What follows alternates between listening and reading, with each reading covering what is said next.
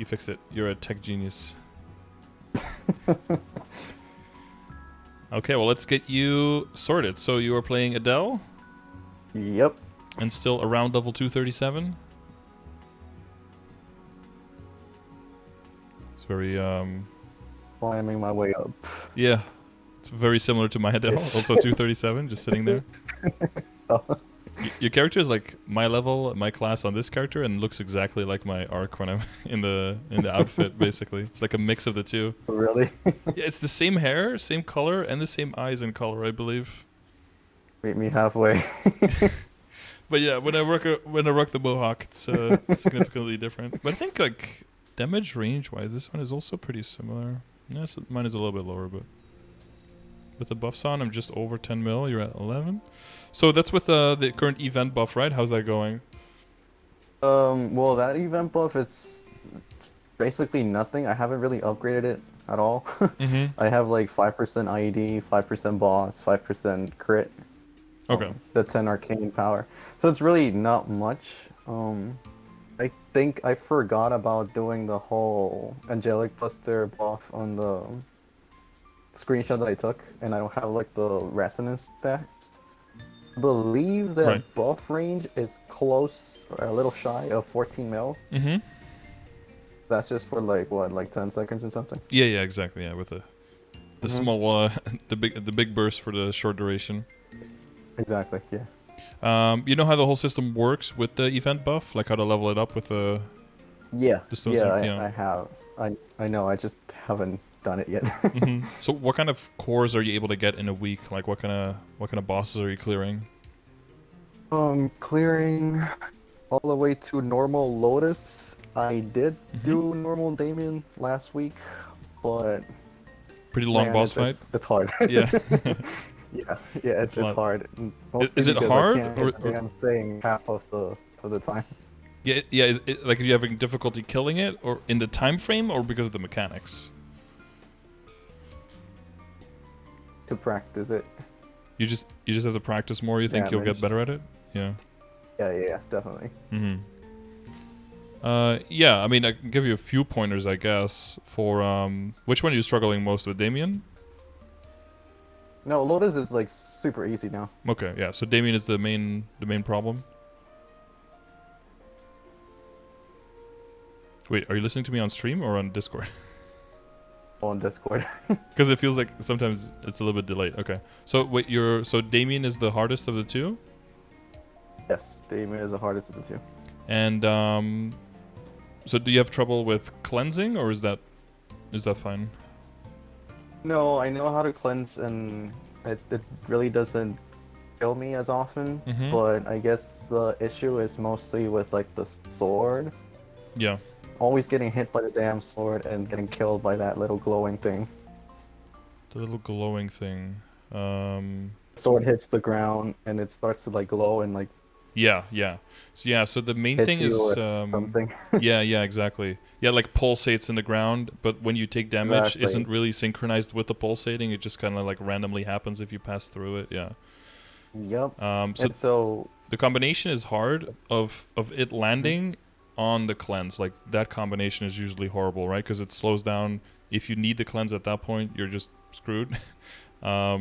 So what you want to try to do is you want to get a feel for how long the sword is in the air and when it starts dropping.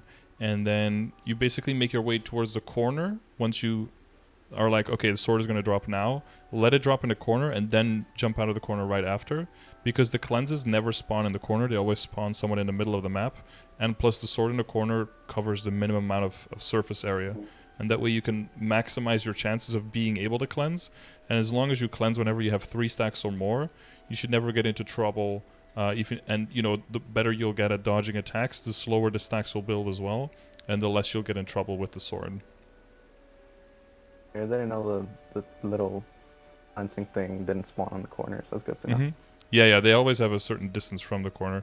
And the other thing is just like whenever he does the punch sideways or the diagonal dash downwards from in the air. So like the punch sideways is like with the big purple pinkish blob, right? And then the dash with like the yellow sprites.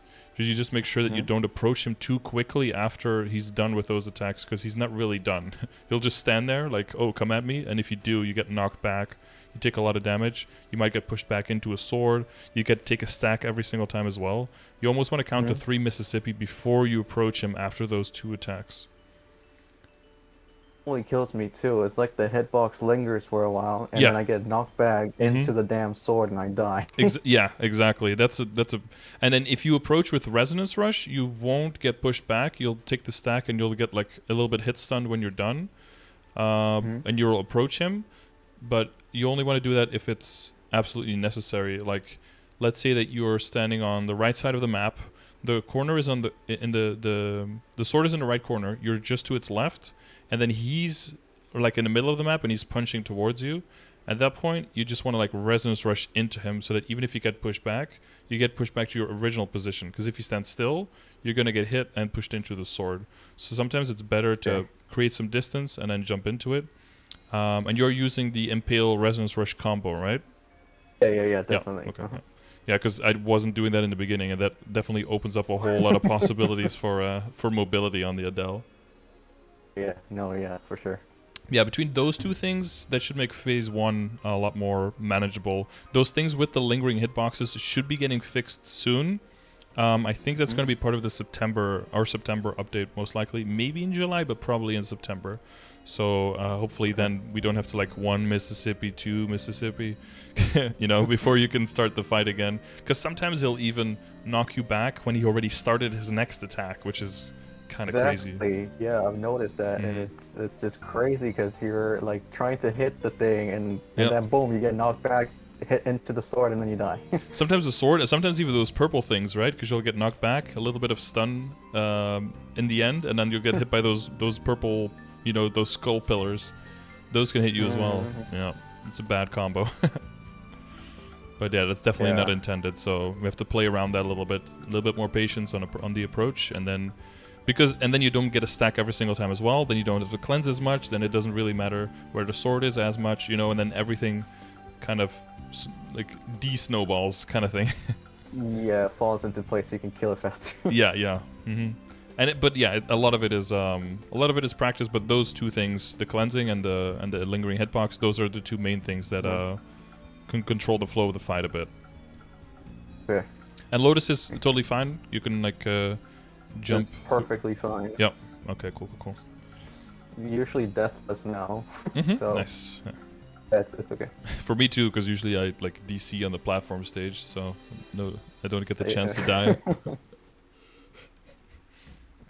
That's kind of like inevitable, I guess. Yeah, exactly. And you just pray that it doesn't happen, and when it does, you just surrender. So how many Neo cores is that per week? I believe that's close to. Is it 200? 200 and something. Yeah. So the one I haven't done yet is CPAP. Oh, okay. I haven't really practiced the fight or anything. No practice at all. Okay. Sure, it shouldn't be too hard. Yeah, it also just takes some getting used to. You're now at the point definitely where you have the damage. Like if you're able to do Lotus and Damien, you definitely have the damage for it, and pretty quickly. I've got the CPAP video, which is an instruction from my Adele from a long time ago, where I did it on my Adele, a very long run, to show like all of the mechanics. And I think yesterday I did my weekly bosses all on my Adele as well. So you can also check the VOD if you want to see like how I do it. But that's like a way faster run. That'll be like around the same speed that you can do it, or even a bit slower. So you can see like where the danger zones and the not so danger zones. But yeah, it's mainly identifying like where can you stand, and it's a lot of positioning in the beginning, because you have to be in certain positions, and then you have to make sure you save your iframes in case 2 skills intersect and you have to tank one of them. And then you kind of get to learn which ones you should tank and which ones you cannot tank. Yeah, and there's little hands coming from the ceiling that grab you and lock you in place for a while. That's usually a killer. That's like the equivalent of the red rocks in CVL, but just a little bit more punishing than that even. Okay. So it's just a matter of, position. It's mainly positioning. Once you have the damage. It's just practice. Yeah, and a little bit of maths as well involved in like when you're getting sealed and stuff. You have to make sure that you don't get sealed for too long. So you have to like do some basic arithmetic while you're doing the boss fight. And loot some times 2 and divide by 2 to make sure that timers match up and everything. Okay. Yeah, that's not everyone's thing, but yeah, like, the Sounds stronger fun. you are, the faster the boss fight is. So there's like a certain point where he locks in and he can't take damage. So if you make sure that you just chip out away in the beginning and then bind him and burst the rest of it, so he doesn't get to that phase ever, then you can avoid that part as well. And his second phase is very short, so it's mainly, then you're just writing it out. But it's a good boss crystal for value, and it's of course chance of a pap mark that comes into play for your progression. So that'd be nice. But yeah, and you're doing the other ones in between, like Akechi and HMAG. You're doing those. Yes. Yep. Yeah, and Princess No. All of those. Okay. ERA. Yeah, all of those. Okay. Cool. All right. And what would you like to achieve with your character? Like, what are you aiming for? Something specific? Or is it just general growth? Well, honestly, I would like to, like, I guess, participate in, like, hard will and hard Lucid parties. Or even get to the point of, like, soloing them. I know that's, like, really far along the line, but... Yeah, that's a step further than that, yeah, but being nice. In a party. Yeah. And you've done normal Lucid already? With a party, or not yet? Not really, no, I haven't done normal Lucid. The only Lucid I have done is, like, the storyline one. Okay. Because if you're at the point, I don't know how long is your like your Lotus solo? How long is that? I would say around like 7 minutes, perhaps. Okay, yeah. Then I would say you're definitely at the point where you can join normal Lucid practice runs. So don't feel shy. Like when people are saying like, oh, you need to be 25k stat or more or something. You can just say like, hey, I can solo Lotus in 7 minutes. Like, I know my shit. You can always just go into practice modes and just kind of see what the boss does. But yeah, it's all about like learning the communications and the timings and stuff. Lotus Phase 1 is pretty straightforward. Just move out of the way if you see a golem materializing above you, because if it lands on you, it does a lot of damage. Other than that, try to always attack Lucid while attacking a golem if possible. So like rotate around the middle so you can get multiple damage in, and with Cleave and with your Hunting Decrees, you'll always be hitting everything a little bit. And just throw out everything on cooldown, like your Ruin and everything like that. Just throw it all out when you have it. You basically just want to blow through Phase 1 as fast as possible, because the main killer is the dragons. The dragons spawn on the side and shoot the whole beam. And there's some tricks of staying up in the air. I don't know if you've looked into those things. Yeah, I've seen them, like using the little floating skill and then like the feather and then Resonance Rush, like Impale and Resonance Rush. Yeah. Yeah. Yeah, Feather is a little bit more risky because a golem has a vertical hitbox. So if it spawns underneath you, and your Feather overing it, it can still do some damage. And sometimes you don't see them spawning while a dragon beam is going because they're like layered behind it. So it could spawn underneath you without you even seeing it. So you want to try as much as possible to stay on a vertical line if you're going up. Gotcha. Unless it spawns right underneath you, then you need to use Feather to get it. Yeah. But like combination of that and sickles, learning how to cleanse in time, that's a little bit of practice. Cleansing is you build up 1 cleanse when you deplete 1 HP bar from the boss, and the cleanses are used on the sides on statues that are there, and you can stack up to 3 cleanses, which are indicated by little crystals that are colored on the statues, and you just hold down the NPC bar in the same way that you cleanse in Damien.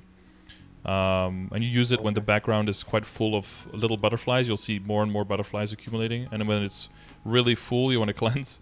Otherwise, they just murder butterflies will come out, thousands of them, until everybody's dead, basically. So you want to avoid that. But so as long as everyone kind of knows what they're doing and does quick enough damage, you'll never and you cleanse regularly, that'll never happen in Phase 1. Phase 2 is a bit trickier because she has way more damage and she flies around and it's harder to target. And that's the main difference. A lot of classes are really good at dealing damage to something that's just sitting there, because that is generally easier, and it's something that's floating around is way harder to deal a lot of damage to. So the cleansing and the timing for that and the little bullet hell games will probably happen a lot in the second phase when you're just starting for Lucid, but that's perfectly normal. But I would say you're definitely like at the stage of the game where you can definitely start practicing those normal Lucid runs. if you're up for it, of course. Essentially, what are we getting out of Lucid? Like, if you clear Lucid, like normal Lucid, what do we get? Do we get like Yeah, there's a chance for droplets or something? yeah. So there's a chance for the soul shards, and there's a chance for the specific boss droplets that you'll have to combine with the area droplets to make the coins for the arcane gear. But mainly, it's practice for hard Lucid is like the main thing. Oh, okay. Because like hard Lucid is just the same but way more HP, and actually it's once you're stronger, it becomes significantly easier for now because the golems are like stuck with limited damage they can take per line for now. Once that gets fixed, it'll be more similar between normal and hard, just in the sense that hard has more HP.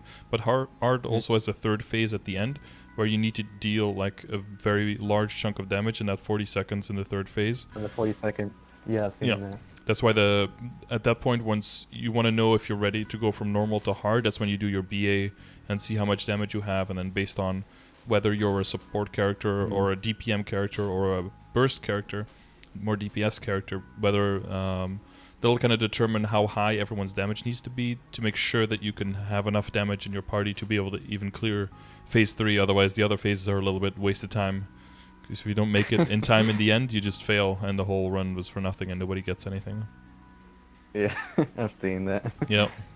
But it's usually like around 245 or something. If like the same party starts doing Lucid with like one arm tied behind your back and 2 eyes closed, and you just destroy it in like minutes, that's when everyone goes to check their BA and is like, okay, we should just try hard. Try like a practice mode, like, you know, go hard with the guild skills and everything, and then see how far you go. Yeah. Sure. And it's going to be a little bit more pressure on the cleansing in time, that kind of stuff, and the communication's a bit more important. The bombs do more damage. The lasers in phase 2 do way more damage. So all of the practice that you've had dodging everything is going to come into play, and it's going to come together for the hard boss to make that one more doable. And it's kind of the same thing for Will. Like, Will is going to come into play, and typically everyone's going to start doing the normal Will practice runs by the time you get to hard Lucid, because Will is a way higher level, so you have to be higher level to be able to even scratch him, because he's level 250. Sure. So around that time when you start doing hard Lucid, that's usually when you start practicing normal Will as well, with the same, hopefully with the same party, right? So you can like keep it together. And then once you kind of are able to do normal Will with, you know, with like no problems whatsoever, with barely using your moonlight, and then everyone is probably around 250 by that time, because you gain a bunch of levels, because it takes a few weeks to practice that, and then by that time you can start running both of them, and hopefully the hard Lucid has become so easy at that point that hopefully you can do that's like a little bit further in the game, but that you can like do both of the bosses within your guild skills. For example, like what you can do is do like Lucid first, and then wait until it's almost phase 3, then pop your guild skills, blow up phase 3, and then go straight into hard Will after, and then kill hard Will with the remainder of the guild skills, something like that. And kind of play around with that. Okay. Yeah. Will, and then hard Will becomes a lot harder on like when do you domain, when do you not domain, when you time the binds and everything, and that's just going to be like figuring out, depending on how strong your character is, what you want to do. You know, it's perfectly normal to not be able to get past the first chunk of HP bar on the first entry, because it's only 1 minute and 10 seconds that you have, and if you're just barely starting the boss, that's perfectly normal to need like an extra test phase of an extra 2 minutes to be able to get that first one. As long as people don't mess up the test too much, and, you know, hopefully you're past that phase once everyone gets out of the transition from normal to hard. You don't want to go too hard if people still have trouble in messing up the survivability and messing up the tests in normal Will. You want to make sure that you work out those kinks first and then move on to hard, because hard is only harder in every single way, and everything does more damage, so you have to make sure that normal is a cakewalk, and then you can move on. Suction! Yeah, makes sense. Mm-hmm. Okay, I hope that makes sense for the progression, I guess, for the general progression, and for those two bosses, and at least specifically. Yeah. So how much harder is it for like Gloom and the other one, Dark now? Yeah, I did those bosses like way late. I think once you're doing both hard Lucid and hard Will, and your party doesn't have trouble with either, I think that's around a point where you can also start soloing Gloom if you want to. Wow. It might be quite long boss fights in the beginning though. So and there's like some weird mechanics you have to overcome and everything. Darknell is in difficulty level not so much higher than Gloom per se. It's pretty class dependent whether it is or not. But the annoying thing is their levels. Like they're very high leveled, even more so. I believe Gloom is 260 and Darknell is 265, I think. So you have to, get some levels on you. Yeah. That's the main thing. Because of the damage reduction stuff. But yeah, once you're decently strong, like if you don't get and the jump from there to hard gloom to chaos gloom and hard darknell is pretty steep. That's like when hard hilla is like a walk in the park. That's when you can start trying to do those. Sorry, Ferris hilla, not hard hilla. Yeah, once you could do Ferris hilla. So because it's kind of comparable, like. Hard Darknell is kind of comparable to Hard Lotus in the sense that you don't need that much damage and it's not that difficult, but there's like a lot of RNG involved and it can get like shit can hit the fan really quickly and then everyone dies out and you fail. So you just want to have everyone being super strong to to like minimize the risk of shenanigans happening and you dying out and not getting your clear basically. Yeah. Okay. That's kind of how that goes. Let me double check. Yeah, I guess for anything else, to which extent are you familiar with all of my commands that I have? Let's say I'm not very familiar. Okay. Gloom is 255 and Darknell is 265. My bad, I was 5 levels off. Not very familiar. Okay. Which ones have you seen? If any. I've used the one for like IED, the one for crit rate. Mm-hmm.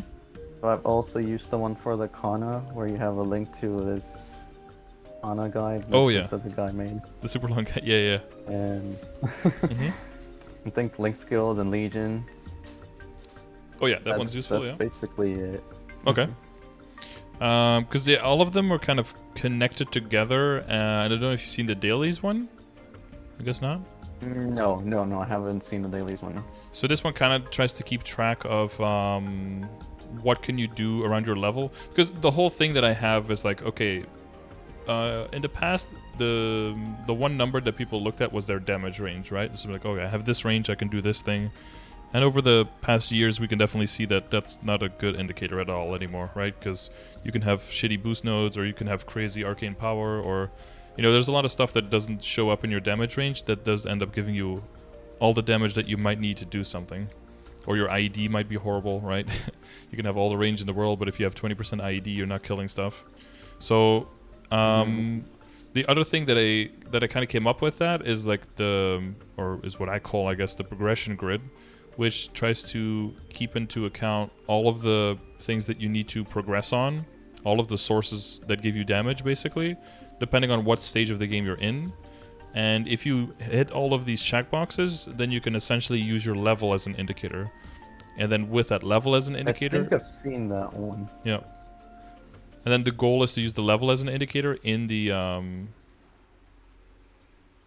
in this one, right? In the dailies command. And then you can use that to kind of see like what stuff around my level is or should be doable, should I be practicing, is worth my time kind of thing.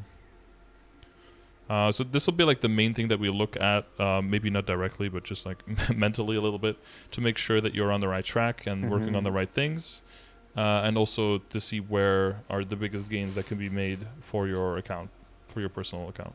Okay. Yeah, so we'll kind of check where you are at with everything. How are you doing with the current events that are going on? So we talked about the cores already, and when it comes to the stones... Yeah, I've been capping the stones. I have 1,954 stones.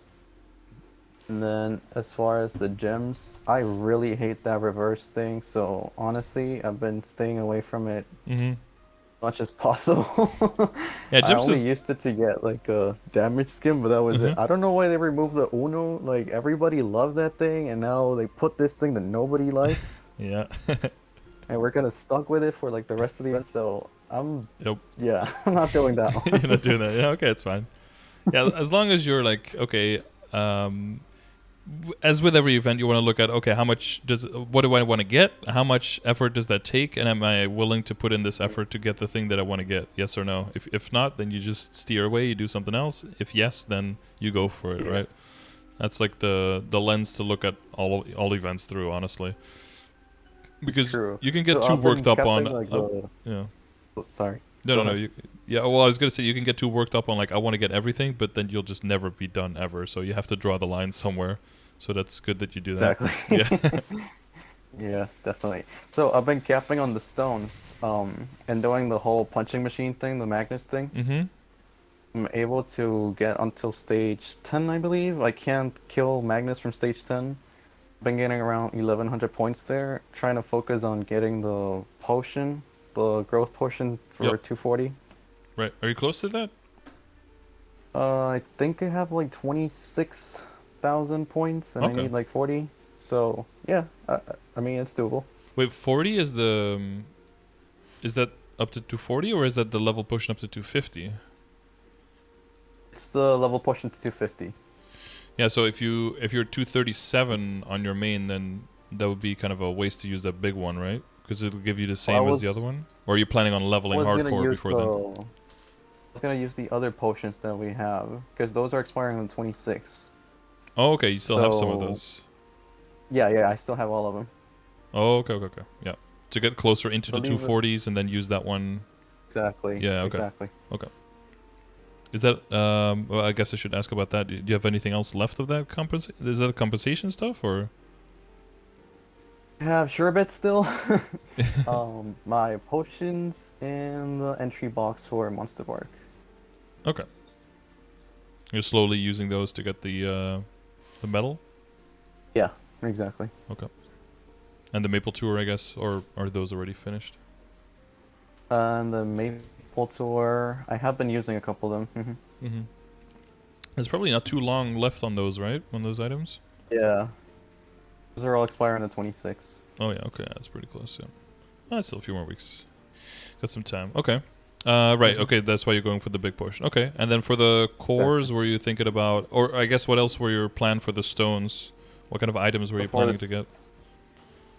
The stones, I believe they have like a 17-star scroll or something. Mm-hmm. And I guess for the cores, they have like droplets. I've heard in one of your videos that you recommended getting like the 50 droplets. Both like the Stone of Origin droplets and then the other one, the Arcane droplets. So I was thinking Mhm. about spending both the mesos and the cores on getting those droplets, but I'm not sure if it's even worth it. Mm-hmm. Yeah, we can we look at I that don't look know. at that later. Yeah. The other options, I guess, for the stones would be maybe event rings, depending on where you're at with that. Because with I think I the have plenty of event rings. yeah, I need another one. yeah, just like a mental note, I guess, because I haven't really Mhm. seen. Oh, okay. Yeah, I haven't looked through all of your equips yet, but just like that's a good option. Like nodes and rings are pretty good options early on for the stones. Yeah. And then the cores is basically just droplets is like the only option with that. Yeah, the thing I was saying in general with the droplets is that if you if you're like financial if you're like a what is it adequately liquid, I guess, and you have the money lying around, you can go for the droplets to purchase. However, depending on what stage of the game you're in, there's no real rush there. Like if you have enough to just afford the weapon and then nothing else, that'll definitely give you a huge bump towards being hard lucid and hard will ready. If you can get a 17-star Fafnir with a good flame and good potential, like that'll definitely get you there faster. Getting the arcane, I mean, sorry. Okay. Like getting the yeah, sorry. Getting the full set is going to be, of course, way harder, and that is probably something you won't be able to do until winter anyway.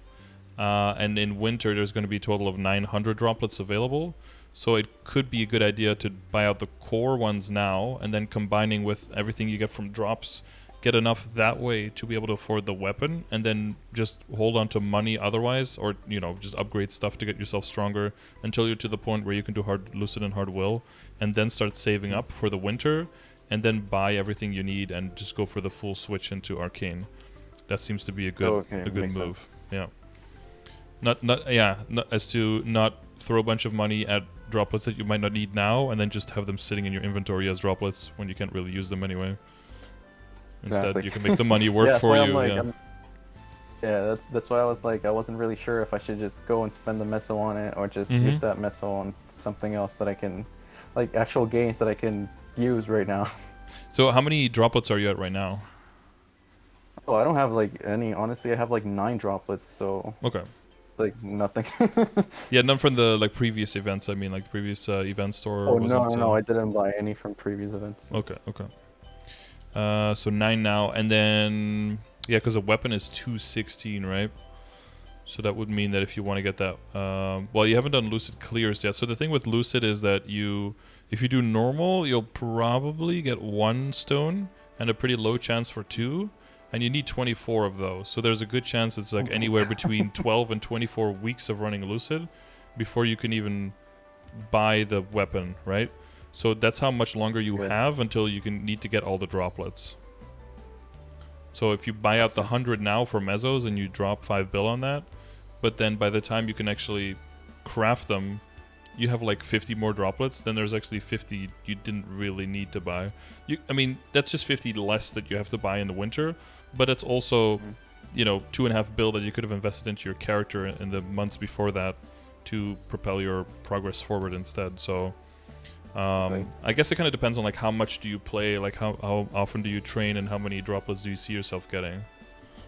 And that depends on like totem coverage. So when it comes to totems and to income, like do you make most of your income on this character, and how many totems a month would you say that you use usually? Yeah, I make all of my income on this character. It's mostly Ursa's and MapleStory. I don't really farm for mesos or droplets or anything. Honestly, I don't really farm much. And as far as totems, maybe I might pop 1 every week. Okay. Every week. That's it. And that's because of like the commitment to 2-hour session is too difficult, like to Exactly. to Well, I schedule it? mean, yeah, I might be able to like play for 2 hours, but like the whole grinding situation of like being in one single map, just doing one thing, like grinding, while either watching Netflix or something, it's just too much. Okay. Well, I got bad news for you for MapleStory. That's kind of what this game devolves into the further you go. But Yeah. I mean, I guess I don't have any other choice. I mean, I will grind, that's for sure, but it's not gonna be enjoyable. yeah. Okay. So, yeah. Well, that explains why you're like at 9 droplets and you're not getting the the feeling like you're like, oh yeah, no, they're coming in hot, like any moment now. We're gonna strike it rich. There's not really an express way from here to Arcane Weapon. Which is fine. But when it comes to Mezzo, how much are you sitting on right now? I have 18.3 bill. Okay, so you're quite frugal with your cash, I assume. Ish. You don't like throw it at, because there are people who are like, oh, make 1 bill, spend 1 bill. That's like their Yeah, no. Yeah. No, I do save what I get. Yeah. Okay. The little I get, I save. Okay. It's not much, but it's honest work. Well, that can mean that probably purchasing from the shop, like considering how you play, might be a good idea. But you'll still be sitting on the droplets for a while until you get all of those clears in Lucid. So looking for normal Lucid clears in the short term would probably be a good idea for you, so you can start practicing and start doing clears.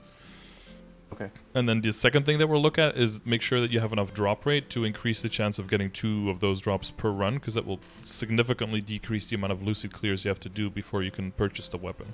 And because that's what we want to help you fast track to get into hard Lucid and hard will, right? Another thing I wanted to mention, I don't really have much drop gear, if any, honestly. The only thing I have is a pendant.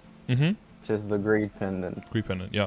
So That's I don't know if I should be working on that and like get all my drop gear in check first. Yeah, that's probably what we're gonna. If I look at your gear, that's probably what we're gonna focus on for you, especially since most of your income is coming from your main character, and you are, but you are doing your dailies, right? Because your arcane power is coming along nicely.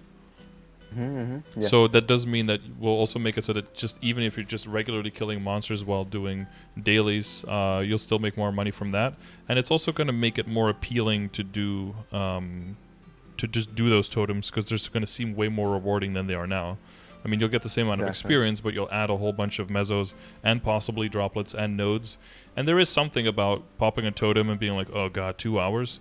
But if you get a totem, or if you get a droplet like every hour or even faster, it does kind of, you know, make it a little bit more exciting and a little bit more fun to do because you have something to look forward to. That's more realistic than maybe I'll get one this totem, but probably not. That's always a little bit, yeah, disappointing. Yeah. It's like, did 2 hours? I guess I got experience, but that's about it. So we'll look at that specifically. We did mention nodes from the shop and everything. Want to make sure that we start, like, because we touched a lot of different topics. I want to make sure that we start consolidating, so we don't leave a lot of loose ends. So I guess we can go through the pictures like one topic at a time, and then you can let me know if there's something specifically that you have questions of for any topic, and then if you don't, we move on. So I guess Legion and link skills and all of that stuff first. We can look at Legion. You already have quite a lot of characters I see in a very healthy looking Legion. That's good. Just recently got my kind to 200, so my Legion is at around 6.6, I believe. Cool. And you've got some extra totems? Yeah. Finally some extra totems. And you got a lot of 140s, so that's very solid. You're over 6k. You're just trying to slowly work your way up to 8k, no rush kind of thing? Yeah. Okay. And you got quite some level 3 links as well. Hayato with a fake oof bruh, I see. Fake arcane. Yeah. Okay, no, this looks pretty solid. A lot of bonking done, I think, or no? No, last not event? really. Okay. There's a lot of 200s, honestly. When you look at like the gear they have and the fact that they got to 200, it seems like they may have had some like artificial growth going on, like the bonks, or just powering through with Pencilier. That's that builds character too, definitely. It does, certainly, especially when you have a level 210 Mercedes with just Pencilier gear, man. Yeah, I mean at least the 5th job helps a little whole bit. New experience. Yeah, I guess most people would not do that, but yeah, I know what you mean though. When I went back to fund all my characters for Project CRA and I went to the Evan and I logged on, I was like, my God. how did I get this to Evan, 210? man. There's no way. Like the gear was garbage on it. I think I had 5-star Pencilier without potential. It was like, how did I get to 210? Yeah. It's a completely different standard now. I would never survive doing that. It would just couldn't resist. I'd just throw a few bill at it just to make it go faster. There's no way. And I think I was only wearing like 9 equips in total. It's so much like free spit. Yeah, I would never be able to do that today. But yeah, when it comes to like order of characters or anything, it seems like you've got a good handle on Legion. I don't know if you have any questions with that. No, not really. Not as far as Legion is concerned. Maybe link skills. Or actually, no. Yeah, let's go back to Legion. Yeah, the board I guess is would be maybe a point. My boards. I don't know if they're okay like that, or if I should be putting more pieces onto boss damage or ID or crit damage. Yeah, so the top one is for mobbing, I assume. Yeah, top one's mobbing. Yeah, and then the bottom one's for bossing. When it comes to the mobbing one, yeah, you definitely want to get a lot of critical rate on your characters and stuff. I would, however, prioritize the critical damage over the middle grid, over the attack and stat ones. So the priority would be like max crit, you know, as long as you have 100%, then critical damage, then your main stat, and then attack last. Okay, what about bonus experience? Bonus experience is something you typically start doing once you hit 7.5k, because that's when you get, when you hit 8k, because then you can put 5 extra characters in, and then you can fill that full block. Until then, you can't really put much in there anyway, so it's not that useful. You need 4 blocks filled for 1%. It's like, it's just, Oh my god. yeah, it's not what, like that whole bonus experience. If you fill the whole bonus experience, you get the same buff as just the member bonus for level 200 0. Oh. Yeah, that's what I've heard. So it's that's just, why as yeah. soon as 0 came out, I got it to 200. yeah, well, yeah, that makes it 0 really good. But it also means you could just prioritize stat and kill speed over the bonus experience if you don't have like the insane amount of characters to put in there. So crit rate, crit damage, main stat, attack, that order. Okay. But yeah, once you hit 8k, you can fill that stuff out. Yeah, and then the second board, you said that you looked at IED and at crit rate. So do you have kind of a plan on where you're at now with crit rate and IED and when you're going to end eventually, and to keep yourself at 100% crit the whole way and high enough IED based on the progression grid the whole way? Not really. Honestly, my crit rate, I feel like it's all over the place because I have 96% or so, I think. I get to 100 with these sharp eyes. Yeah, the event buff gives a little bit, ID, right? Yeah. The event buff gives me like 5%, so I'm like 90 something, 91. Then with sharp eyes. Then as far as IED, I believe with the 2 familiars, I'm at 94% visual IED. Too bad, I guess. That's not too bad, no? And you have 1 line on your emblem, right? 35? I have 1 line on my emblem, yeah. And link skill wise, with which link skills equipped is that? This top Link setup skills... Yes. here? The light wash, judgment tide.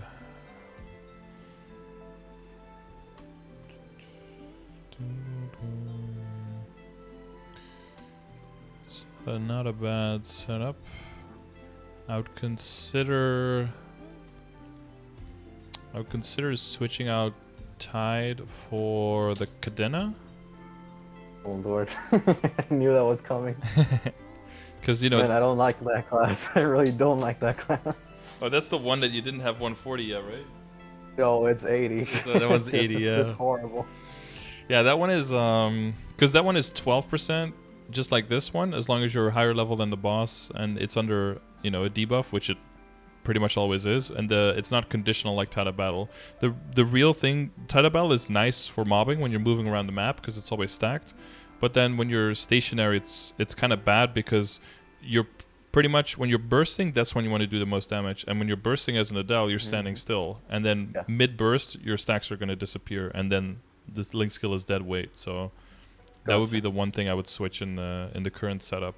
And I guess the other thing you would want to hopefully move towards is having enough crit rate without needing both of the crit rate links. Yeah. Well, in hyperstats you're already at 9, right? Exactly. Fuck. I need to look at my own, because right now I'm using no crit link and no crit hyper, but I'm at 100% without buffs on my Adele. And I don't have crit rate in my inner ability either. But I am getting some from Legion for sure. I'm getting 18 from Legion. But where am I getting all of the rest from? So when it comes to the other crit sources, like the Night Lord and the Marksman, do you have those? Yeah, but those are only level 140. Yeah, okay. Well, yeah, mine are 200, but that's only 1% each extra. You're getting, I believe you're getting 4% from each, right? Does it go from 4 to 5, or does it go to 3 to 4? Because the numbers are different than critical damage. I only remember that part. See if I can go away. Go away. You see how familiar I am with my own commands, right? Wait, which one?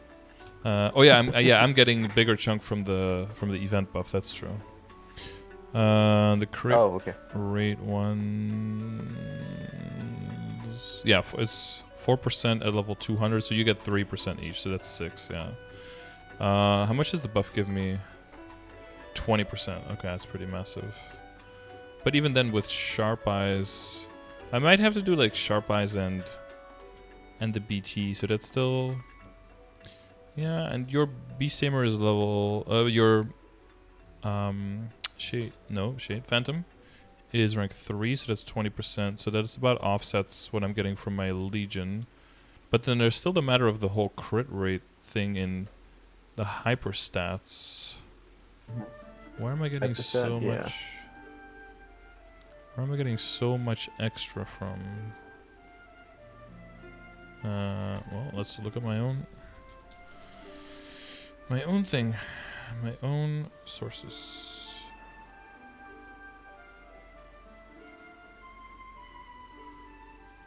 Oh, that's the wrong one.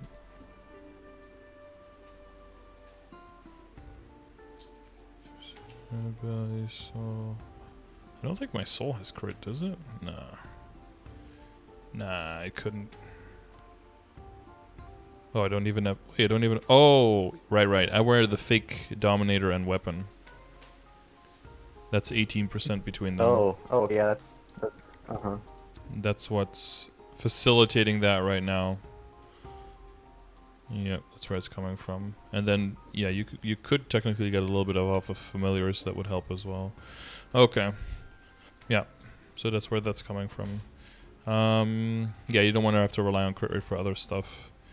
Yeah, so I guess the one remaining thing would be if you ever want to divest from the Phantom Instinct or something, would be to get critical rate on your inner ability. But inner ability changes are on the way from KMS, so I wouldn't mess with what you have right now. It seems fine what you have.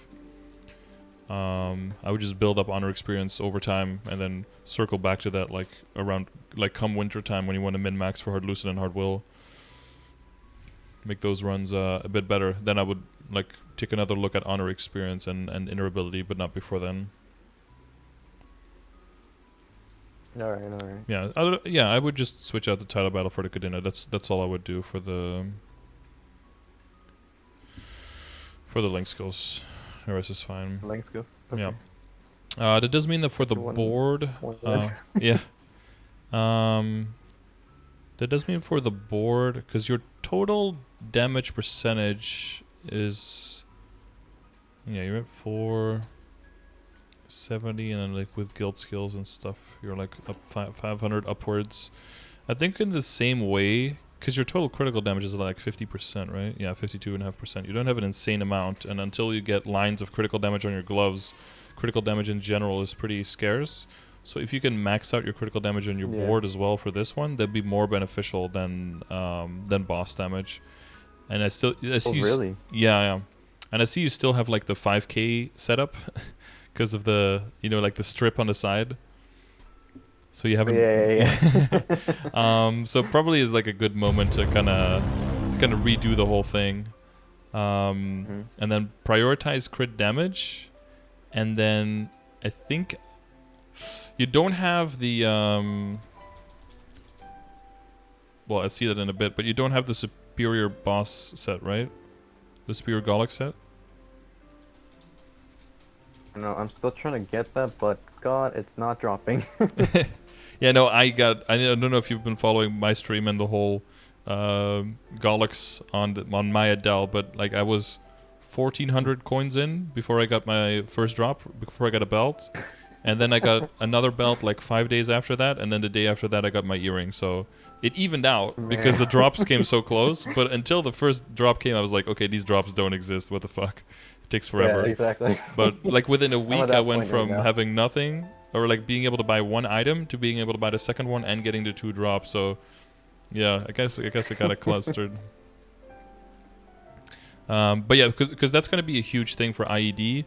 But you do want to have the IED in your Legion filled, and then get the set bonus, and then that'll allow you to remove the IED from your emblem and go for full attack there. Oh, okay. So that's kind of the IED chunk that you need to before you can move out of that. So the Golok set is kind of gatekeeping you from that. Exactly. Yeah. So I'd focus critical damage and IED, filling those up, and then the line through the middle towards boss damage, and then whatever you have left in boss damage. And if you ever need... Sorry? This before or after Goloks? So get the superior set. I would do that now. And then Okay. if you ever, lose like a little bit critical rate or stuff, you can always move the pieces, like a few pieces from boss damage into critical rate. That's just interchangeable 1-to-1. And then based on whatever soul you end up getting in your when you get the arcane weapon, right? Because I think that's what we're going for. Whatever soul you end up getting there will just determine where the pieces in your Legion board go. So if you get IED, then you probably just hold on to that. It's whatever. If you get critical rate, that means that you can probably reset some hyperstat points at that point and move them into the higher level ones. And if you have any in the board at that point, you can move them out and put them into boss damage. If you end up getting boss damage, you can maybe move a few into critical rate because they're just interchangeable. But because they're interchangeable, critical rate is actually a really good one to get because it can get you to the point where if you move a few pieces into critical rate and you have a critical rate on your soul, that might be enough to get rid of the Phantom Link, for example. And then you can put a higher damaging link in there. Gotcha. So that's how you kind of, you want to puzzle all those pieces together, yeah. And critical rate is one of those things where it seems hard to get to 100%, but then once you get like a little bit here, a little bit there, maybe you get the characters to 200, maybe you end up getting a familiar that also has some crit on it. Before you know it, you'll suddenly at like 108, and then you can get away from some hyperstats, you can move some other stuff in, or you move some extra hyperstats, and then you can move a whole link skill around. And basically that's the goal, is to move out of the Phantom link skill. And then some people have to do that through the inner ability line, and some people can just do that before that if they get lucky with all the other stuff that you have access to. But yeah, this will be a solid IED, and then with the familiars and everything, and then they'll allow you to, once you hit the Superior Godlike's, to re-roll your emblem, basically. Until then, the emblem is like the IED placeholder to make sure that you can hit the bosses, yeah. Yeah, pretty much. Okay, anything else with Legion? Or does that clear everything up? That should be it. Okay, cool. And that clears up link skills as well, or do you have specific link skill questions? Not really. Like I said, I was planning to Turboburn Beast Tamer because I don't like that class, and it's only at like 140. Okay. So maybe just get rid of the 140 that I have right now and just Turboburn the other one. Yep. As far as Beast Tamer, I don't know if things have changed, but before you would used to like, so you hit like 210 or something. Mm-hmm. I don't know if you only use Leopard now, or if you use Bird, or what. Yeah, from what I heard, a lot of people like Bird as a very like a lazy way of training and flying through the map and killing everything. I've heard a lot of good things about Bird form for training. I used Leopard myself back in the day. That was before the rework. And for bossing, I used the Bear. But people have said that you can kind of just fully invest into Bird and do both mobbing and bossing with it once it's fully leveled, and that it's actually really good. And it's also one of the better supportive ones, so that it's like a better middle of the road to go full Bird instead, and that it's more multi approach. I do have a Beast Tamer command as well that links to guides that people made. So like the old guide, and then an update for when the last big changes for Beast Tamer hit. I think there's been a few changes since that last one, but it's mostly the changing of the cooldowns and the addition of the last hyper skill. The Bird Flute. That like it activates all the passives on all of the forms that you have. That basically gives you an insane amount of burst. Like you'll get to 99% visual IED and to get some crazy other stuff. Yeah, I saw your CRA video with Beast Tamer. Man, that burst is insane. Yeah, the numbers were crazy. Like, I think it doesn't scale very well into the end game, but yeah, I was not expecting it to be that good. And then the other thing is that the iframe went from like, I think it was a 6-minute cooldown with 30-second duration is now like a 3-minute cooldown with a 15-second duration instead, which is way more usable as a result.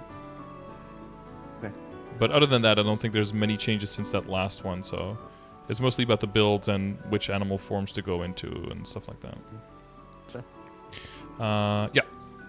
Okay, that clears up all the link skill stuff?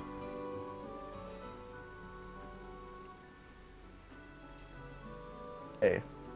Oh, sorry, you broke up a little bit there. Oh, yeah, everything's clear. Okay. And then since we also mentioned the node stones, you have your V matrix here. You're getting very, very close, or already pretty much there to maxing out a bunch of the important skills. Do you have any questions surrounding the V matrix? When it comes to bossing, usually the ones that I've been using are those ones that you see on the screenshot. I don't know if those are the ones that I should be using, or if I should swap out something for something else, like Storm for other wing one. The two swords.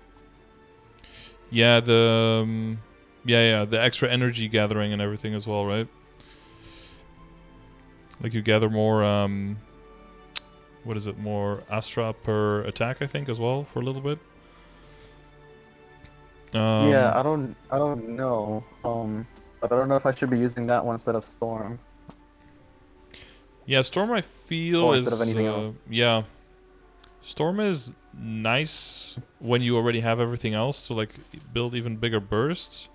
But Storm also kind of messes up your return bloom combo, and you can only pop it later and stuff, so it's a little tricky. Or you have to pop it earlier and then rebuild the swords first and then start your burst, so Storm is going on while you're then return blooming.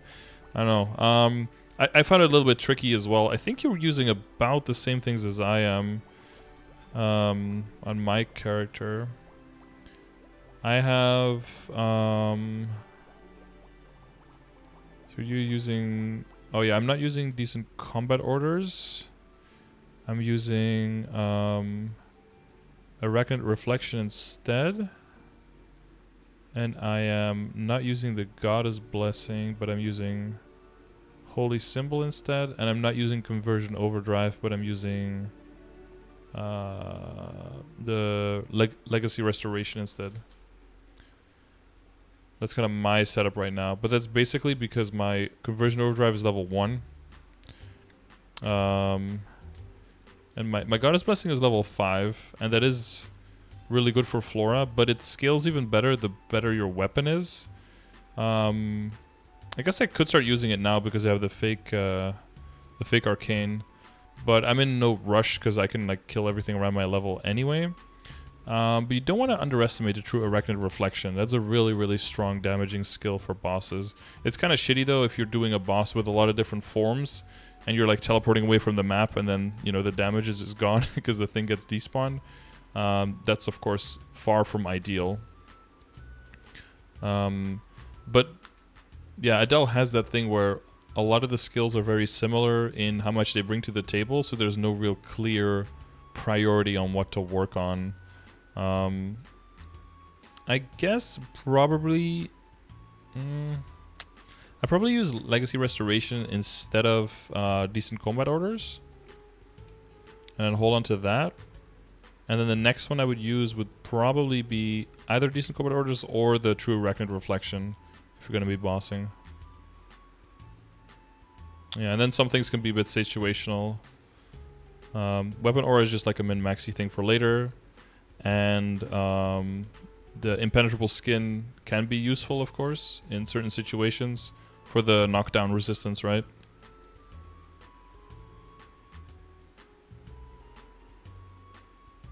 Hello? Uh-oh. Are you still here? Oh shit, I think I fell asleep. My soothing voice lulled him into dreamland. Uh-oh. Okay, I think he's rejoining the call.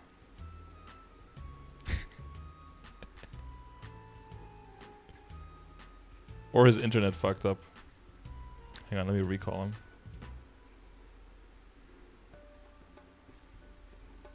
Oh shit, he looks offline on Discord now. Oh no, maybe his internet... Oh, it was his time for his internet to shit the bed. Yeah, so as I was saying... let me just complete the session real quick. Yeah, so I would replace... it's gonna be a good recording for YouTube.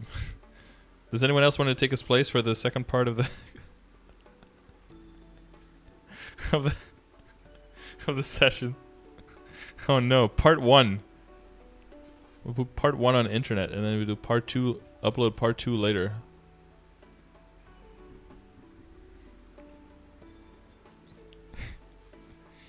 Oh boy. Oh, he's back.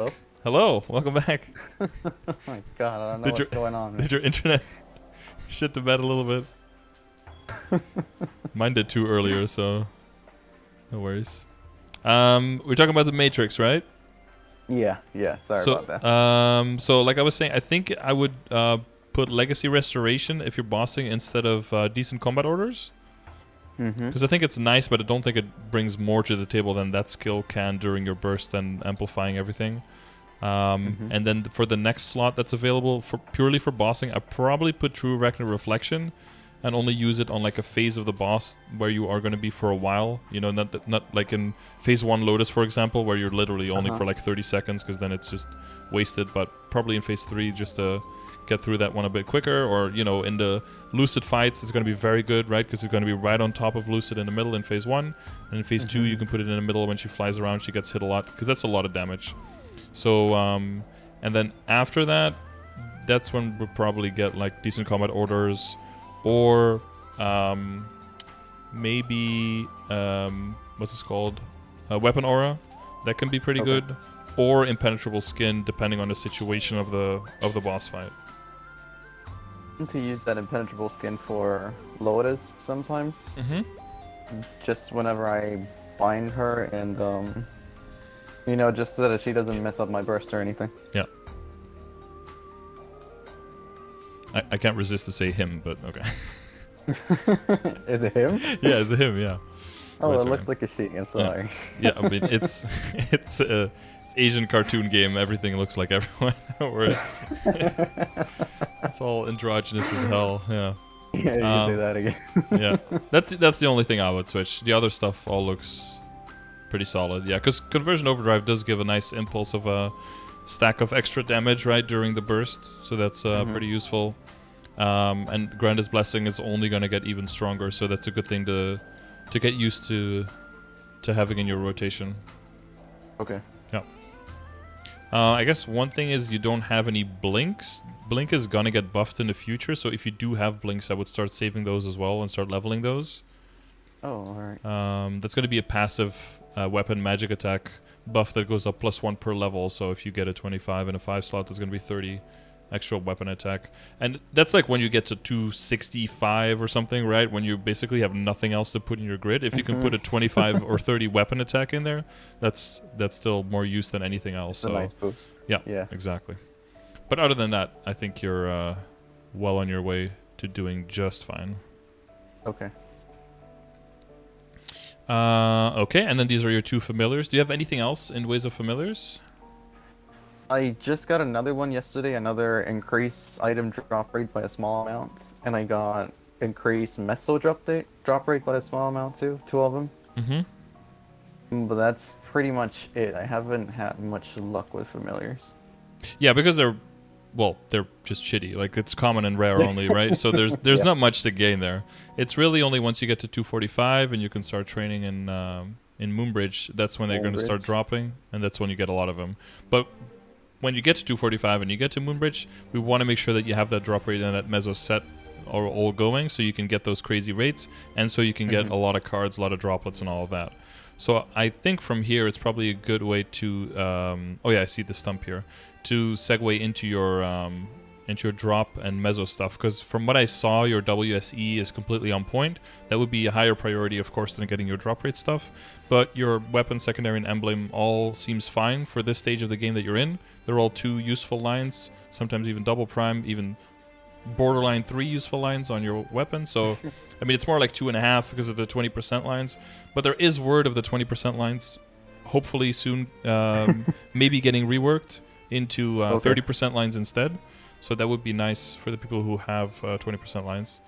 But yeah, I think that the next step would be to get the accessories sorted out. So when it comes to the accessories, do you have kind of a distinction of which ones you would use for mobbing and which ones for bossing?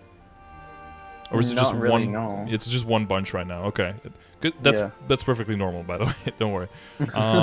So some items have better stats. So ideally, you'd want them to have damage, but if they end up getting dropped, then it's whatever. So the main thing to start doing is to just start getting things to legendary and rolling them until they hit something, and then use them for that purpose, basically. Okay. So the ideal setup, quote unquote, would be to have 5 lines of meso obtain, 4 lines of drop rate between your 9 accessories, and for all of them, hopefully to also have at least 1 line of percentage all stat or percentage strength, because all of those little bits add up and make sure that when you're in your drop set, you're suddenly like incapable of killing anything. We want to try to avoid that part. So it's probably best to just go 1 unique item at a time, because you already have a few uniques. Just get 1 unique item to legendary, roll it to either meso or drop, whatever it gets. As soon as it gets something, move on to the next one, and just build on the total set. And then if you and then that way you can start regaining your money very quickly when you're training, and it'll also be a bit more enjoyable to train, because it'll actually numbers will actually start going up. That's always nice to see. Yeah. And if you do hit more than 5 for meso or more than 4 for drop, then you re-roll whichever item has that stat that you have too many of, and that doesn't have a line of strength as well. And that way you kind of whittle out the weakest items, and you only, by weakest I mean just purely the potential that they have. And then hopefully you get to that connection. Hopefully most of those items have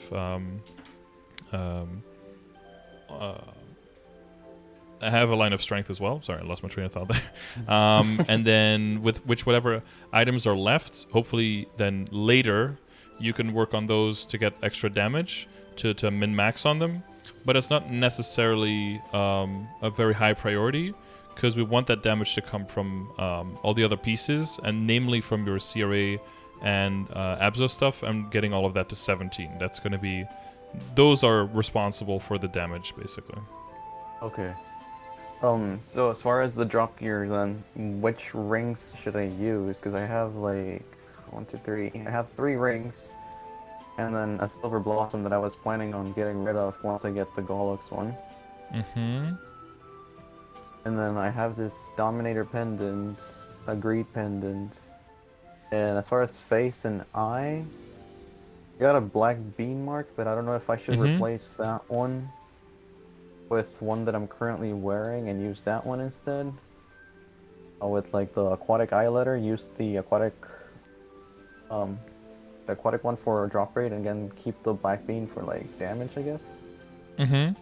Yeah, the only downside with that is that if you do get the aquatic letter and you'd want to get drop or meso on it, and then you actually roll 30% strength on it, that's gonna sting. That's like the only downside. But I guess you are kind of in a situation where that wouldn't matter that much, because like, if you do roll strength on the aquatic, then you just roll the other one for drop, I guess. Like that sets you back. And the same thing goes for the rings. Since the rings are kind of a bunch of all being pretty close together, like if you get the Kana treasure to 17, you have all the event rings, everything that can go to 17 is all going to be really close into how much damage it brings to the table. So the most discerning factor is what is the potential on it. If it rolls for damage, it's a damage ring. If it rolls drop or meso, it's a drop or meso ring. And then once you get that whole set completed, and then later, you work on getting all of your other stuff, the 17 stars, the CRA, the Abzo stuff, and everything there has like legendary and 2 lines, and that's all settled. And then you can go back to min-maxing on which piece of accessory has which roll and needs to be rolled for which specific purpose. Fair enough. Okay, yeah, makes sense. Because that's also the time where you're going to start pushing past 17, and that's when the actual difference in the accessories starts getting made. And by that time, hopefully you'll have some more backups for like Kana treasure rings. You have some more Gollux coins, so you can maybe go for reinforced rings, that kind of stuff. You need to give yourself some time there, because the backups are time gated. You need to get a bunch of dineros to go for the Sweetwater stuff, etc., etc. So you do need time there, so it's not worth really thinking about that too early on. Okay. Alright.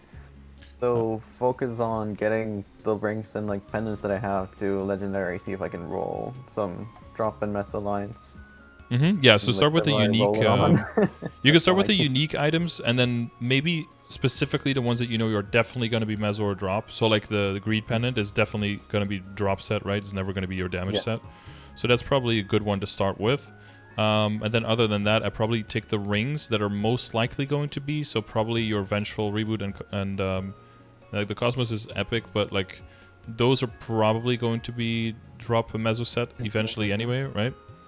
And yeah, if the first 4 rings get drop or meso combination, then that's fine. If they end up getting damage, you know, drag in another ring, and another ring becomes part of the party, I guess. Yeah, and then that one gets to share in the joy of becoming a legendary. Yeah. Okay. I've dropped so many Master Craftsman cubes on this Cosmos ring, and it doesn't tear up, man. Yeah. Yeah, I've found that Master Craftsman to tear up, the Meisters to tear up is pretty lame. I think it's almost better to just drop some black cubes instead, get it to legendary, and then use them to reroll and then save on red cubes that way. That just seems overall like a better plan, because you can throw like 30 Meisters on something and it's still epic, and you're like, okay. With 30, it definitely would have been legendary, and then all of those cubes could have been used to reroll, and I probably would have the potential already that I wanted. It's very rare to be like, oh, 2 Meisters epic to a legendary, lol. Like, that just doesn't happen, so I'm starting to rethink that strategy myself a bit as well. But yeah, I'm in a bit more of a luxury position where I don't have too many characters needing those things, so it doesn't... But even for me already, it feels like a bit of a bad value trade, so I can imagine if it's your main character and what you're investing everything into, it feels even worse. Yeah. So you're, I see you're holding on to that other Dominator to see if you can, because that's a decent flame on there. Exactly. Yeah. It's not quite at the level of transposing, but it's like very good to use as itself. Because I'm thinking what the go-to is there. Because you don't want to spread yourself too thin in the beginning, right? You don't want to work on like 18 projects of upgrading, because then all of them go slower than you possibly could be going. Well, I guess that gets into the realm of flaming, right? I mean, does the general rate of progression with the equipped sets, does that kind of make sense? So like the drop meso stuff first, then working on 17 starring, then working on the potential of the 17 starring, then circling back to the potentials, and then in the background you're slowly working on flames, and then slowly working towards getting the arcane weapon, but that's going to be a bunch of lucid clears, right? So that's no huge priority. Very nice top flame, by the way. Beautiful. Yeah, I got really lucky with some of those flames. That's nice. Yeah, pants not too bad either. It's good stuff. At least it's something you can... That's a box you can tick to, like, don't have to worry about that for a while. Exactly, yeah. The weapon is solid as well. Yeah, because when it comes to flaming, your flame income is probably pretty dookie, right? And that's also because you're lacking that drop rate. So once we get the drop rate set completed, you should see that more. However, they're planning in July to just remove flames and cubes altogether from bosses. So, but you should see them. But you should see them pop up when killing regular monsters. So if you can comfortably train, so that should also add even more value to wanting to train, right? So hopefully all of those things working together. Yeah. That you can actually feel like you're getting more value out of the training than just the experience. Hopefully that should motivate a little bit. Because, you know, if you every 5 or 6 minutes you get something nice that drops, you're like, oh, another one, ooh, another, and then you just you're just living drop to drop. Yeah, you're just living drop to drop instead of coupon to coupon, because that can be, you know, not so motivating for sure. Yeah, because I'm thinking what to do with the Dominator, because it's not good enough to transpose, as much as that sucks, because it's a really good flame for an item for that level, obviously. But when it comes to transposing, we want to future-proof very far ahead into the future. So this is like flame score wise would be somewhere between like an 85 and a 90 if you're like very optimistic with it. But typically you want to aim for like 105 to 115 when it comes to transposing. So it's really good, but it's still like it's got some way to go. Yeah, but to say like, oh, you need to be flaming on that right now to make that better, rather than flaming on some other stuff, I'm not sure. Because I think the Holy Cup. Are you familiar with flames and everything and flame score and how that works? Yeah. Yeah. Because, well, if you're familiar, like, what items are you flaming right now? Like, if you get a flame, what do you use it on? Honestly, that's something that I'm like stuck on because I'm not sure what to use it on because I don't want to mess up like what I have. Like I think what I have is not that great, but it's not that bad either. So it's like if I use it on something, I might just end up like spending millions just to get what I have back. Right. So you want to roll it on an item where you know that if you lose it, it's not that big of a deal. It's not that big of a deal. Exactly. Yeah. So either it's just one that you absolutely don't care about, or it's just the one, if you kind of calculate it, the one that has the biggest room for improvement. Therefore, it also has the least to lose, right? So I think in your situation, it's probably your shoes. Oh, okay. I would say. What should I aim for on the shoes? So ideally, you'd get all of the Abzo like around the same level or a little bit better than the CRA stuff, right? Because it's just 10 level difference. So you want to get them around the same level. So like where the pants are at, like around 90-ish, that's where you probably want to get your whole CRA eventually. The top is already beyond that. The hat is a little bit below that. And then you'd want to get all of the Abzo stuff a little bit above that. So like around 100 flame score is like a really good aim. Yeah. That's good to know. So like all of them can still, you know, make room there, but you just look for the ones that is the lowest between all of your pieces, which at this point is your shoe. And then the gloves are pretty close. And then the cape is a little bit further ahead. So yeah, and the other thing to avoid, usually what I do is if you know, you have a whole week of gathering flames until the first ones start expiring. And then when you have a group of them, I usually just start using them on whatever item can make the most gains. If you get something that's similar to what you had, maybe a little bit worse, but you're almost running out of flames, you only have like 2 or 3 left, then just, you know, then just stop and just come back later until you have more flames. If you and if you have absolutely nothing at the end, then, you know, it's just whatever. Like if you lose 60 strength, your kill speed is not going to significantly change. It's just it's a mental thing you have to get over. And the other thing is also, if your shoe has absolutely nothing, then every flame has a really, really good chance of being an upgrade. So at that, at that point, you can throw every flame at it that you get as soon as you get it, because there's nothing to lose at that point. So yeah.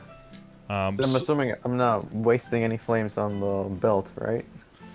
Yeah, that's another thing, is that the belt is mainly at this point just ready to be fodder to transfer hammer into superior. So you want to get some backups, and then 30% off event can be a good idea to start getting some stuff to 15, some fodder stuff for the superior, since that is coming. So if you have reinforced earrings, ping bean belts, what's the other stuff? Kana rings, I don't know if you have backups for those. No, I haven't been getting any of those. Yeah, that's a bit tricky. Then that's probably like the ring is probably a candidate for the Star Force scroll, right? Yeah, exactly. And then for the pendant would be an extra dominator if you have that. But then, yeah, that would be like a little bit of waste of the flame then. But the other one doesn't have a horrible flame either. And the flame on the other one is better to like shift the whole positioning, I would say. You'd kind of want the one that's already unique. Hopefully you want that one to roll legendary and roll strength, so you can hold on to it. And then work on the other one for drop, and then work on the flame of the first one, that's strength, and then eventually transpose that one into the sweet water, because the sweet water will just take the position of strength anyway, so it'll just replace the same function, so it won't be as bad that you have to roll out of the damaged one. And then if you get another dominator pendant, so you have one for drop, one transpose into sweet water, and then whatever you get after that will become fodder if you want to go for like high star superior to transfer hammer into superior later, something like that.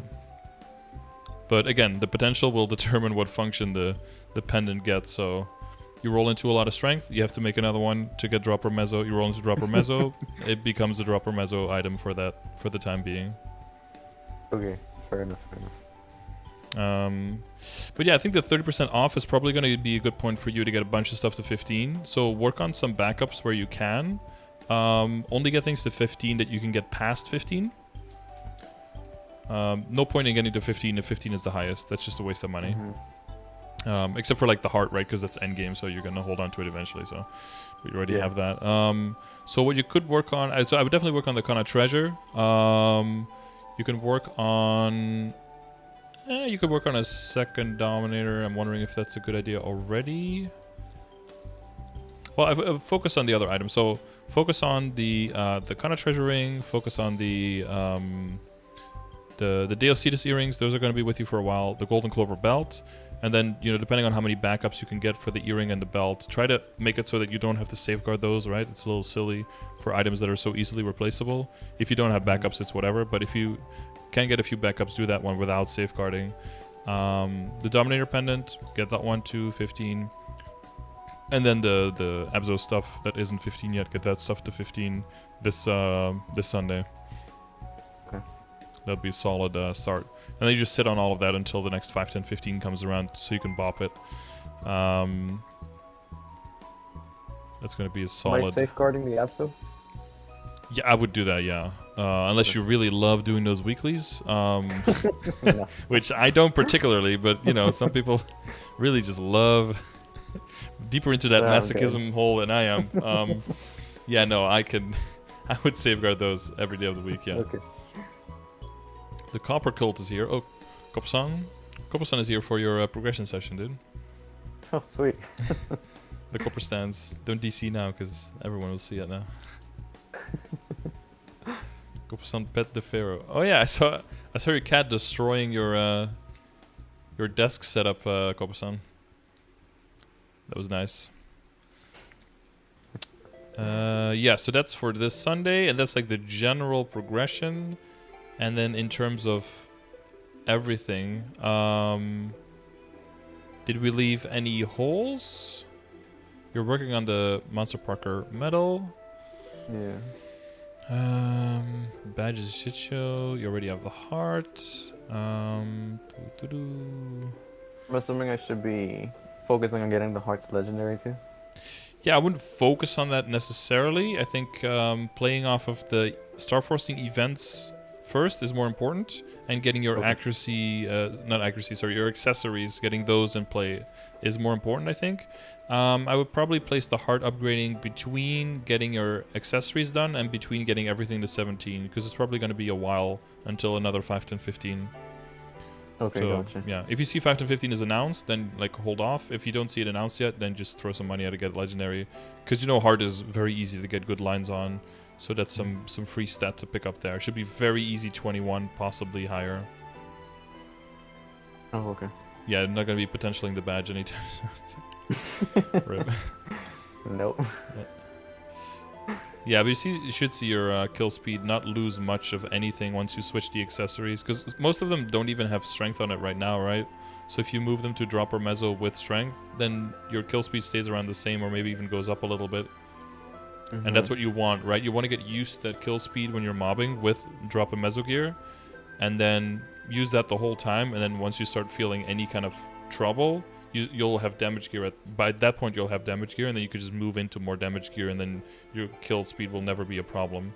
But the damage has to come from the nodes, from the arcane symbols, and then from your hybrid gear, as I call it, like the gear that is active both when you're mobbing and you're bossing. So that's going to be your CRA and your Abzo stuff, and just in general your level of flames. But you'll slowly work on the flames, and CRA and Abzo is going to come to full fruition in the next 5, 10, 15, and that's going to be very solid. And then all you're really doing is waiting for that Superior Golic set so you can redo the emblem for more attack, and is going to be slowly saving up and buying out all the droplets from this shop and getting your Lucid clears on so you can work for the into the arcane weapon, which I guess at that point you could work on the Abzo hat if you wanted to. That's something that's kind of up to you if you want to do that temporarily, because that is a 30% boss there versus the 3 set from CRA, which is what is it, 40? Is that the 50 attack one? Yeah, 50 attack. Yeah, so it's is it 30 boss and I always forget 30 boss and 20 attack. Yeah, so you're trading 30 attack for 30 boss, which is of course pretty big. So that could be another thing, right? But that's still a while, right? Until the arcane weapon comes into play, because it's a lot of lucid clears. But when that does, you could also start thinking about like either a second CRA hat that you transfer hammer over, or you just transfer hammer this one over, and then you make a new CRA hat once you have full arcane. Because if you have full arcane, you probably have the money to make another CRA hat anyway. It's like at that point, getting to 17 and getting to legendary is like a very small like side expense that you don't really give a second thought when you have that level of income and that level of gear going on. Yeah. That's more when you're thinking about like, do I make it to 20, 21, or 22? Like that's a decision at that point. Yeah. But that's like 6 months to a year from now when we're at that point. That's when you're like rolling in full arcane gear and, you know, like shiny and purple and looking down on us lowly plebs without the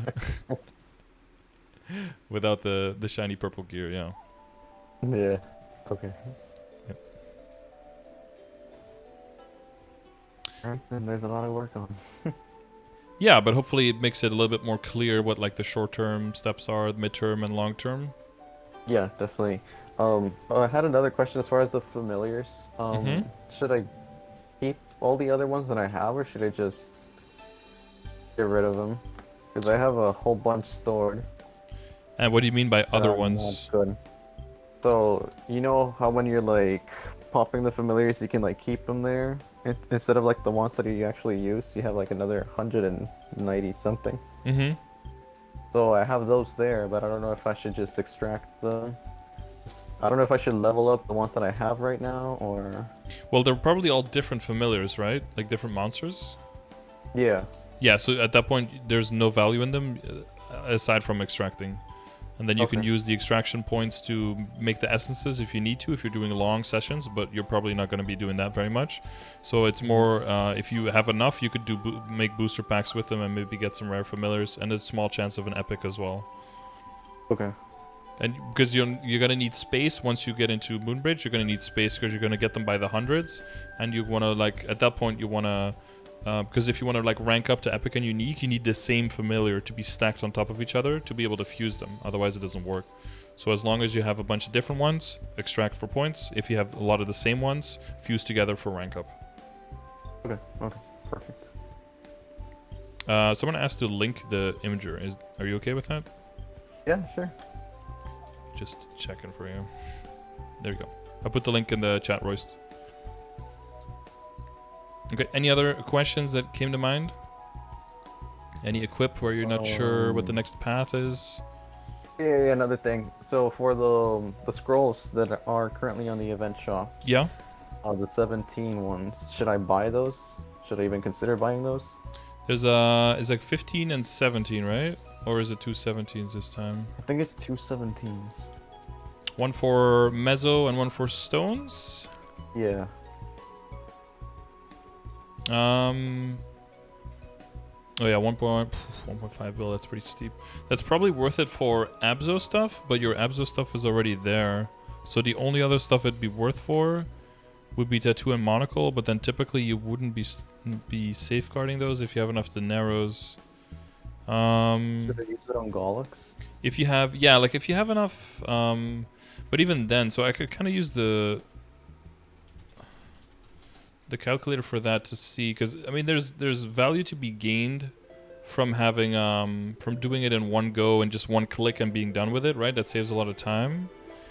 But if it's 150, probably needs like a safeguard 0 to 17 during 30% off. That's more than that. 15 604 15 to 17 5 10 15. Yeah, so if you don't star catch, safeguard, and you use 30% off to get to 15 and 5 10 15 to get to 17, which is like the ideal situation, right? So that's not always perfectly possible. You're probably spending around like 1.1 or something on an item. So I don't know if the Mezzo one, I don't know if I'd be jumping for joy on that one. Like if you're really close to getting your full set completed, Like, because if you're waiting, right, there's no rush in getting the ring, for example, and just sitting on it, because you have a bunch of rings. And even at 17, the superior is basically the same as all the other rings.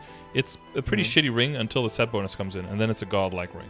So unless you're very close to getting the full set, there's like no rush, and you can just wait for the next 30% off and then get a 15, and then wait for the next 5 to 15 and use that. And then time is basically your value maker there, and then you save 400 to 500 mil on that, on average. Okay. I would basically use 17 star scrolls on Abzo because that's already more expensive, and that's just one click done, and you don't have to worry about all the other stuff. And typically when you're getting Abzo, you're getting the whole set pretty quickly together because it's not as RNG related, right? And then it makes more sense for that. You can get the stone one, I would say, if you have so many stones at the end of the event that you're like, I don't really know what to buy, and I'm going to end up buying shit that I don't really need. Then I would buy the one for stones. Just to, and then see that as a cash infusion basically, but I would probably skip out on the Mezzo one if all your Abso stuff is already done. Okay, I'll do that then. You could not use the 17 star scroll on Tyrant gear. No, one because all superior gear works differently when it comes to star forcing, and the other thing is the maximum amount of star force on Tyrant gear is 15, so that would be kind of broken if that worked.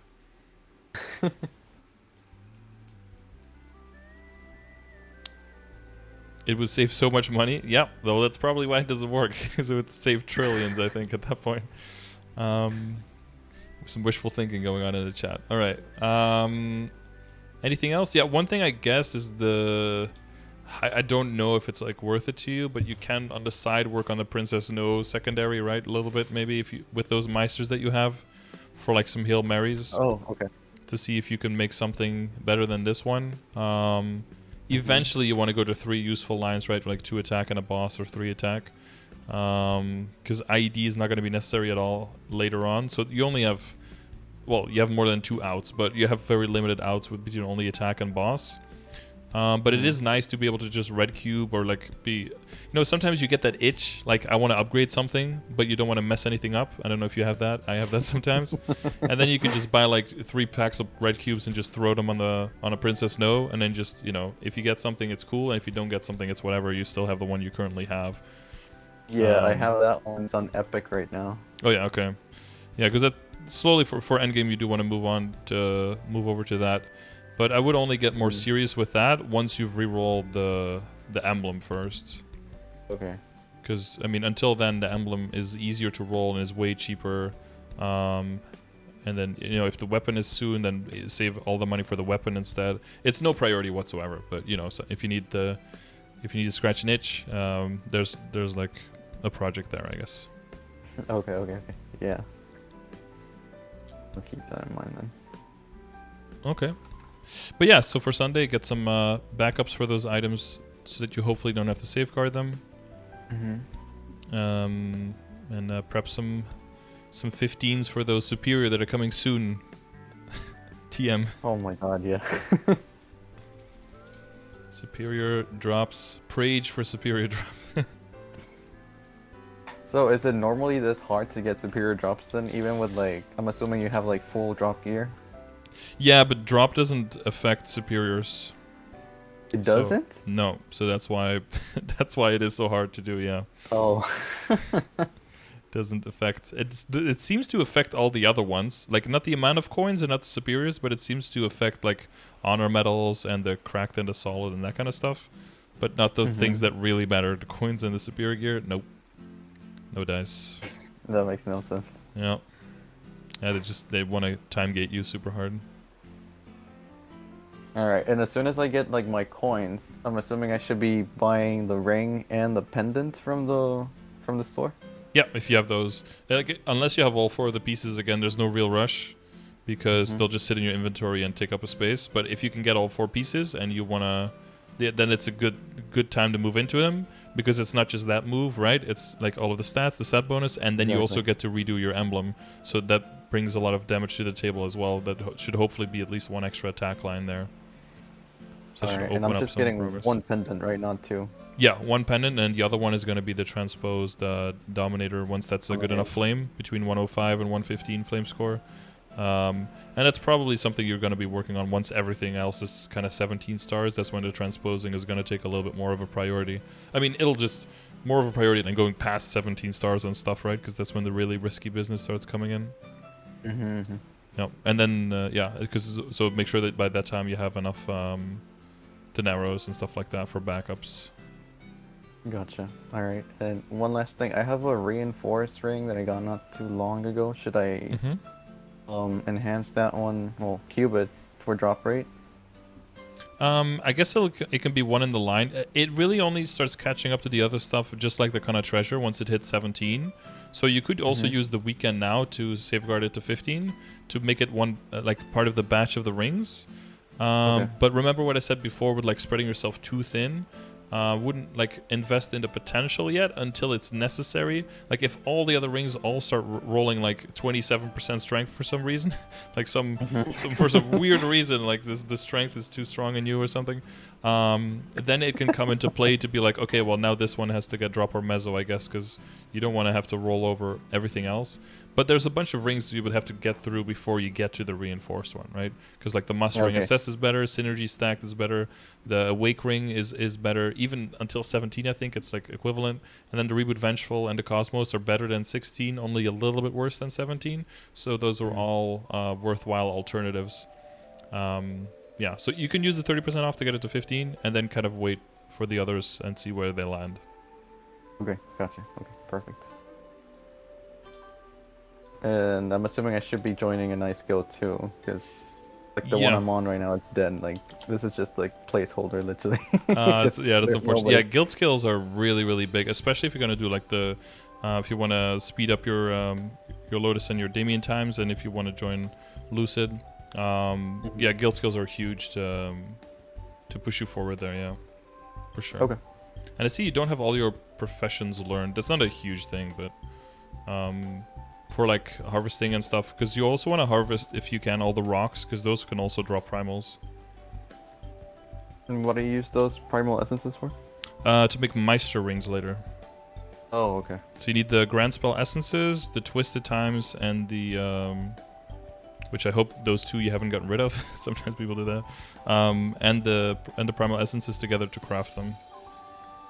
And then because you can get backups, that's the part of your more realistic end game would be like a high Star Force Kana treasure ring, high Star Force reinforced ring, high Star Force Meister ring, and then whichever you can get the most backups of Kana and Meister, a high Star Force transfer hammered into a superior for a high Star Force superior gear. And then those four will be like your realistic end game rings. And there's some, other crazy ones. You can get like crazy Oz rings, you can get the Chaos Gloom ring, you can get the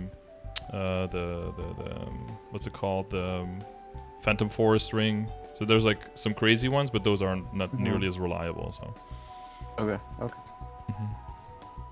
All right, I think that's it for me. Okay, good. Well, best of luck with everything, and Chad is always available to help and to pick up things, and I'll upload it to YouTube so you can double check, make sure you didn't forget anything. All right, perfect. Thank you so much. Appreciate your time. Okay, yeah, no problem. See ya. Great, see ya. There we go.